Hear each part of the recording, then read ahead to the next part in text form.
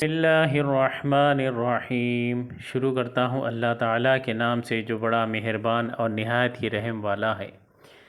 انما یأمرکم بالسوء والفحشاء وان تقولوا علی اللہ ما لا تعلمون۔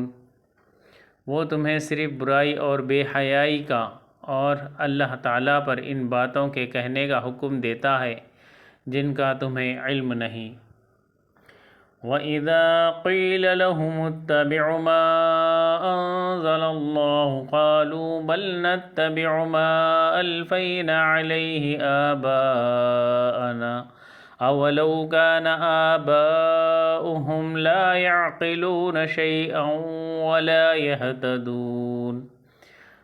اور ان سے جب کبھی کہا جاتا ہے کہ اللہ تعالیٰ کی اتاری ہوئی کتاب کے تابعداری کرو تو جواب دیتے ہیں کہ ہم تو اس طریقے کی پیروی کریں گے جس پر ہم نے اپنے باپ داداؤں کو پایا، گو ان کے باپ دادے بے عقل اور گم کردہ راہوں ہوں۔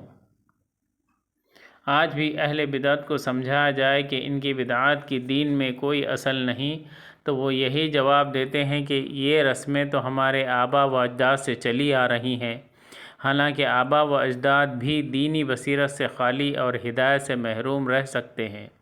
اسی لیے دلائل شریعت کے مقابلے میں آبا پرستی یا اپنے ائمہ و علماء کی پیروی غلط ہے۔ اللہ تعالیٰ مسلمانوں کو اس دلدل سے نکالے۔ وَمَثَلُ الَّذِينَ كَفَرُوا كَمَثَلِ الَّذِي يَنْعِقُ بِمَا لَا يَسْمَعُ إِلَّا دُعَاءً وَنِدَاءً صُمٌّ بُكْمٌ عُمْيٌ فَهُمْ لَا يَعْقِلُونَ۔ کفار کی مثال ان جانوروں کی طرح ہے جو اپنے چرواہے کی صرف پکار اور آواز ہی کو سنتے ہیں، سمجھتے نہیں۔ وہ بہرے، گونگے اور اندھے ہیں، انہیں عقل نہیں۔ ان کافروں کی مثال جنہوں نے باپ دادا کی تقلید میں اپنی عقل و فہم کو چھوڑ دیا ہے، ان جانوروں کی طرح ہے جنہیں چرواہا بلاتا ہے اور پکارتا ہے۔ وہ جانور آواز تو سنتے ہیں لیکن یہ نہیں سمجھتے کہ انہیں کیوں بلایا اور پکارا جا رہا ہے۔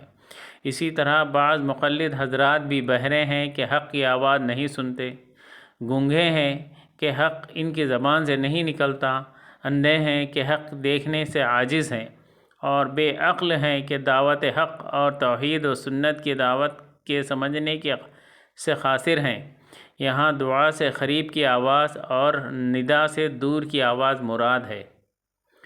یا ایہا الذین آمنوا کلوا من طیبات ما رزقناکم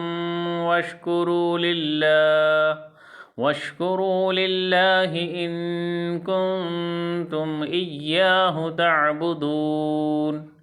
اے ایمان والو، جو پاکیزہ چیزیں ہم نے تمہیں دے رکھی ہیں انہیں کھاؤ، پیو اور اللہ تعالیٰ کا شکر کرو اگر تم خاص اسی کی عبادت کرتے ہو۔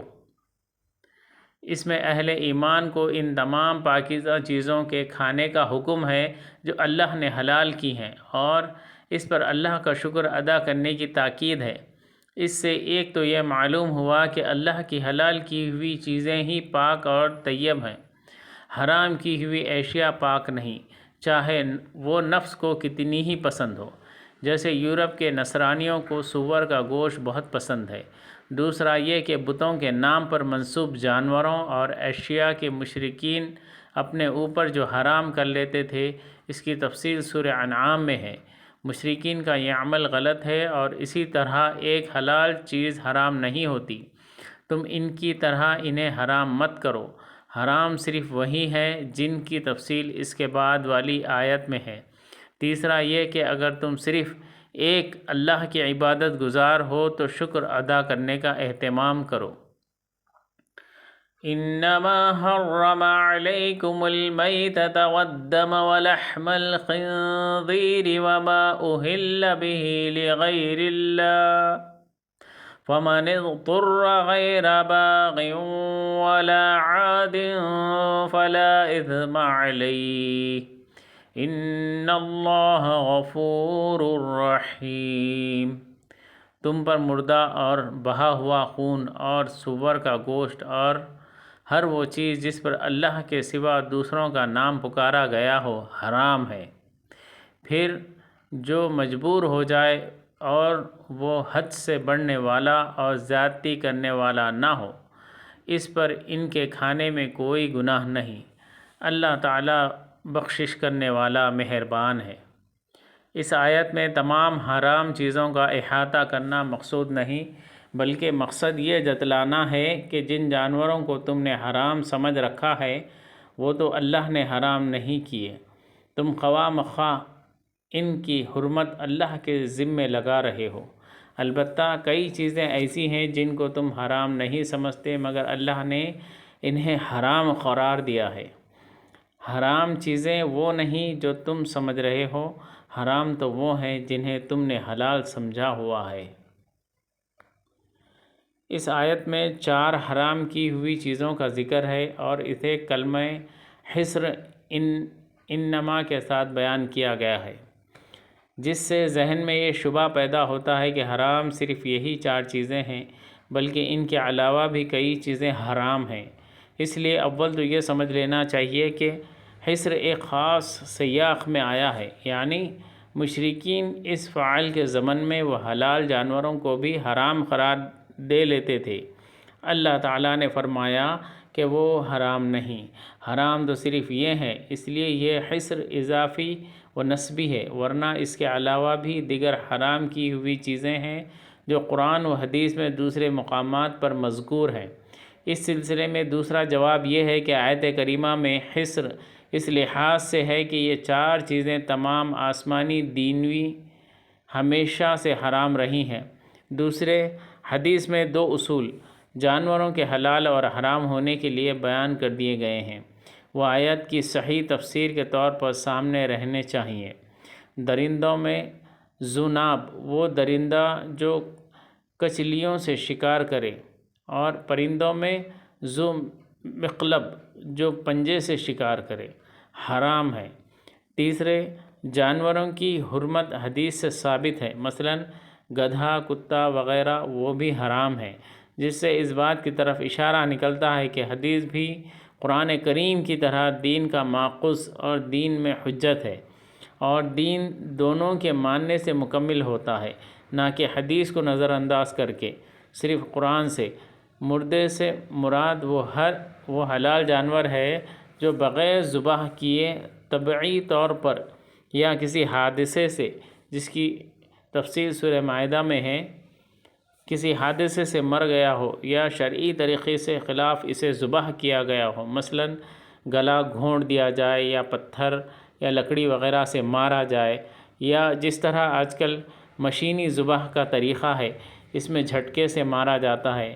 البتہ حدیث میں 2 مردار جانور حلال قرار دیے گئے ہیں، ایک مچھلی اور دوسرا ٹڈی، وہ اس مردار والے حکم سے مستثنیٰ ہے۔ خون سے مراد وہ خون جو ذبح کے وقت نکلتا ہے اور بہتا ہے، گوشت کے ساتھ جو خون لگا رہ جاتا ہے وہ حلال ہے۔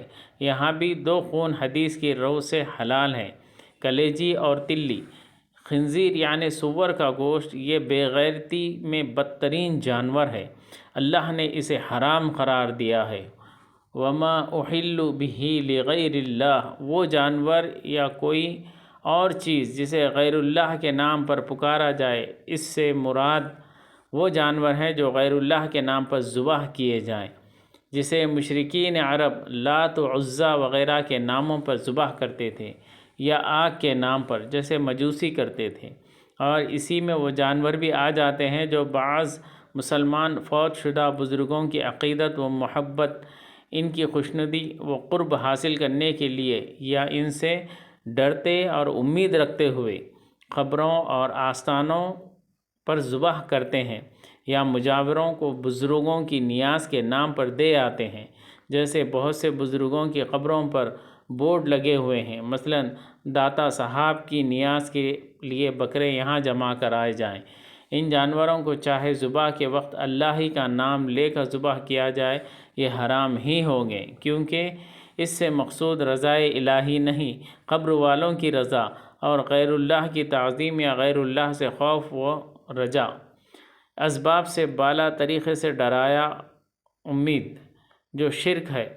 اسی طریقے سے جانوروں کے علاوہ جو اشیاء بھی غیر اللہ کے نام پر نظر و نیاز چڑھاوے کی ہوں گی حرام ہوں گی، جیسے قبروں پر لے جا کر یا وہاں سے خرید کر قبر کے ارد گرد فقراء و مساکین پر دیگوں، لنگروں یا مٹھائی و پیسے وغیرہ کی تقسیم، یا وہاں صندوقچی میں نظر و نیاز پیسے ڈالنا، یا عرس کے موقع پر وہاں دودھ پہنچانا، یہ سب کام حرام اور ناجائز ہیں، کیونکہ یہ سب غیر اللہ کی نظر و نیاز صورتیں ہیں، اور نظر بھی نماز، روزہ وغیرہ عبادت کی طرح ایک عبادت ہے، اور عبادت کی ہر قسم صرف ایک اللہ کے لیے مخصوص ہے۔ اسی لیے حدیث میں ہے ملعون من ذبح لغیر اللہ، مسند احمد حدیث نمبر 217، جس نے غیر اللہ کے نام پر جانور ذبح کیا وہ ملعون ہے۔ تفسیر عزیزی میں تفسیر نشاپوری کے حوالے سے ہے، اجمع علماء لو ان مسلما ذبیحۃ یرید بذبح التقرب الی غیر اللہ سارا مرتدا وذبیحۃ مرتدا۔ تفسیر عزیز صفحہ نمبر 611، پارہ دوم، طبع 1311۔ علماء کا اس بات پر اجماع ہے کہ اگر کسی مسلمان نے کوئی جانور غیر اللہ کا تقرب حاصل کرنے کی نیت سے ذبح کیا تو وہ مرتد ہو جائے گا، اور اس کا ذبح ایک مرتد کا ذبیحہ ہوگا۔